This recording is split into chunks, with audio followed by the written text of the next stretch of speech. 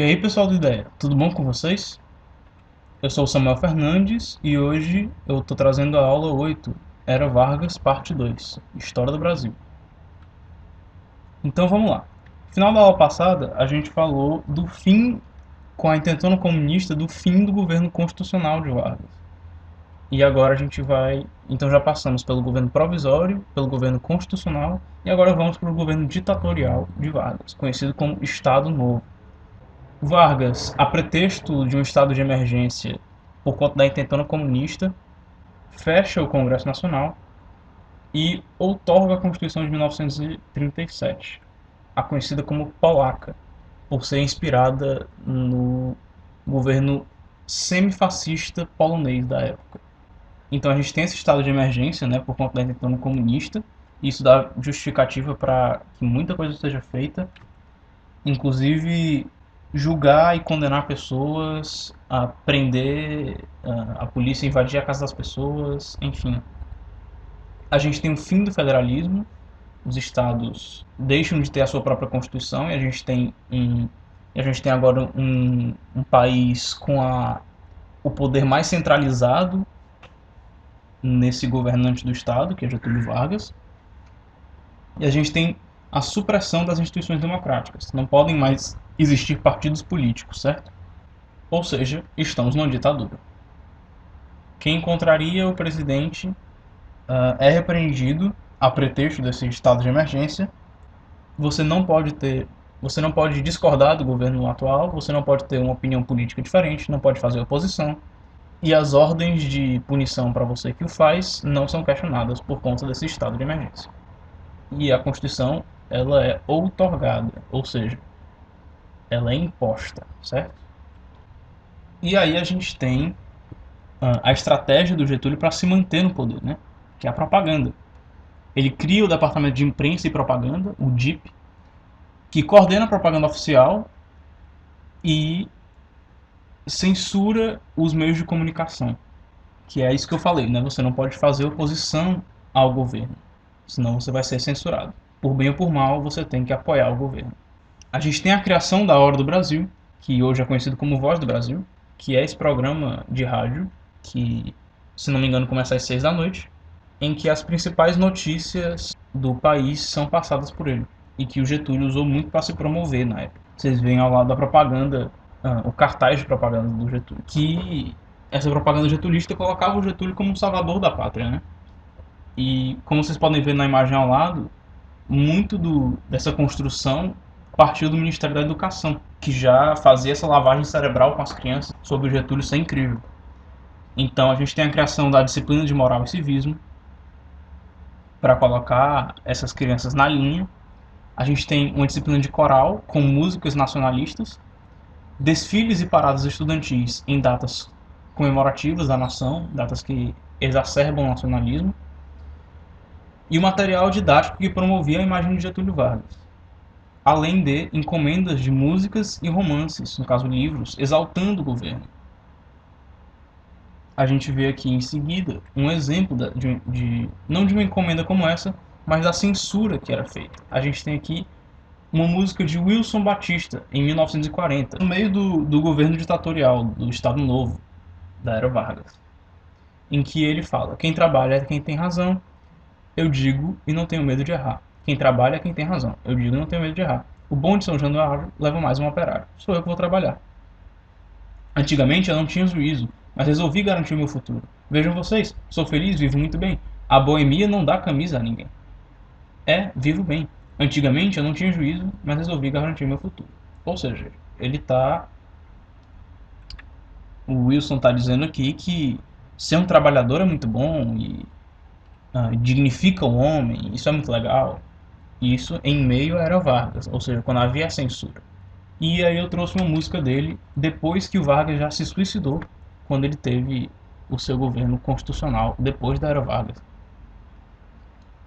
em 1955, em que o Wilson fala: meu chapéu do lado, tamanco arrastando, lenço no pescoço, navalha no bolso, eu passo gingando, provoco e desafio, eu tenho orgulho em ser tão vadio, ou seja, irresponsável, boêmio. Sei o que eles falam, deste meu proceder. Eu vejo quem trabalha andar no miserê. Eu sou vadio. Sempre tive inclinação. Eu me lembro, era criança, tirava samba canção. Comigo não. Eu quero ver quem tem razão. Eles tocam e você canta. E eu não dou. Ou seja, que o Wilson, depois dessa censura, ele já se revela como uma pessoa que sempre teve a inclinação para vadiagem, que essa coisa de trabalhar não dá em nada, que você recebe um miserê, passa dificuldade, e que bom mesmo é sambar e se divertir e ter essa ginga toda, enfim. Mas para mostrar para vocês aí o exemplo da censura, certo? Da propaganda, do Departamento de Imprensa e Propaganda, o DIP. A gente tem aqui ao lado uma propaganda do DIP, ó, se vocês notarem no canto inferior direito do cartaz, tem DIP, que é Departamento de Imprensa e Propaganda, e o Brasil está presente. Presente aonde? Na Segunda Guerra Mundial. Por que o Brasil participa da Segunda Guerra Mundial, mesmo que de forma tímida? Por conta de interesses políticos e econômicos. Getúlio procurava ah, ser apoiado pelo eixo ou pelos aliados, de forma econômica, para garantir o avanço industrial do país, certo? Então, ele tinha esse alinhamento ideológico com o eixo, ele flertava com o, o fascismo do nazismo, né? Mas quem promete financiar a construção da USN, que é a Usina Siderúrgica Nacional, são os Estados Unidos. E então o Brasil vai a favor dos aliados na guerra, certo? Essa usina siderúrgica nacional que será construída em Volta Redonda e é substancial para a industrialização do país. Então o Brasil trava guerra a favor dos aliados. Ele chama a Força Expedicionária Brasileira, FEB, os pracinhas, que é uma expressão para designar esses soldados rasos que se alistaram, que acabaram de se alistar no exército e estão indo servir. Cerca de 25 mil soldados brasileiros vão em missões na Segunda Guerra. Mais ou menos 1,5 mil morrem nesse meio tempo, certo? E logo depois a gente tem o fim do Estado Novo. Por que isso? Como foi dito, o alinhamento político do Getúlio era muito parecido com o do eixo e não dos aliados. Isso gerou muita confusão e questionamentos ao governo de Getúlio Vargas, porque ele foi muito contraditório. Então, essa contradição abala o governo do Vargas e existe um levante que acredita no combate ao fascismo interno do país. Ou seja, estão dizendo que o Brasil é fascista, já que vivemos numa ditadura, de fato. Houve essa percepção com essa contradição do governo Vargas. Então a gente tem uma abertura política como estratégia de tentar se manter no poder por parte de Vargas, e aí a gente tem a criação dos partidos: União Democrática Nacional, UDN, Partido Social Democrático, PSD, Partido Trabalhista Brasileiro, PTB, e Partido Social Progressista, PSP, por último o Partido Comunista do Brasil, PCB. E o Getúlio convocou essas eleições, né? E ele apoiava a União Democrática Nacional com o seu candidato Eurico Gaspar Dutra, mas ele apoiava de mentirinha, porque ele apoiava mesmo eram as manifestações do queremismo, que eram manifestações que exaltavam a imagem de Getúlio Vargas e que pediam que ele ficasse, que não houvesse o fim, essa redemocratização do país e que ele se mantivesse no poder. Mas o Getúlio também promulgou a lei antitrust, que é uma lei que reforça aquele nacionalismo exacerbado que a gente já falou e que evita a entrada de capital estrangeiro no país, para que as pessoas, para que o país se desenvolva. Mas isso gera muita revolta por parte de grandes empresários e essa revolta culmina na renúncia do Vargas, apesar do movimento de queremismo. E então, nas eleições seguintes, o Dutra chega ao poder. O carimismo era muito apoiado pelo PTB e pelo PCB, muito porque eles preferiam Getúlio Vargas do que o Dutra, mas com toda essa instabilidade política, o Vargas acabou por renunciar. E foi o fim do Estado Novo.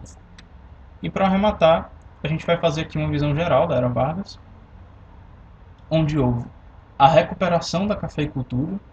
Getúlio Vargas, desde o começo, lidava com uma crise cafeeira por conta do crash de 29, mas ele fez uma série de medidas para evitar a superprodução do café e a sua consequente desvalorização.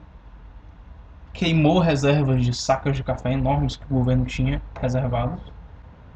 Promoveu muito o avanço industrial, o nacionalismo econômico, o estatismo, ou seja, um governo em que o Estado mete a mão na economia, em que o Estado influencia na economia, em que há muitas empresas estatais, o trabalhismo, muito como medida popular, para agradar a população em geral, os trabalhadores, a criação da CLT, que é o, a primeira lei, primeiro conjunto de leis trabalhadoras do país, e o populismo também é um mecanismo de se manter no poder muito forte do Getúlio Vargas, que é muito trabalhado pelo seu DIP, Departamento de Imprensa e Propaganda.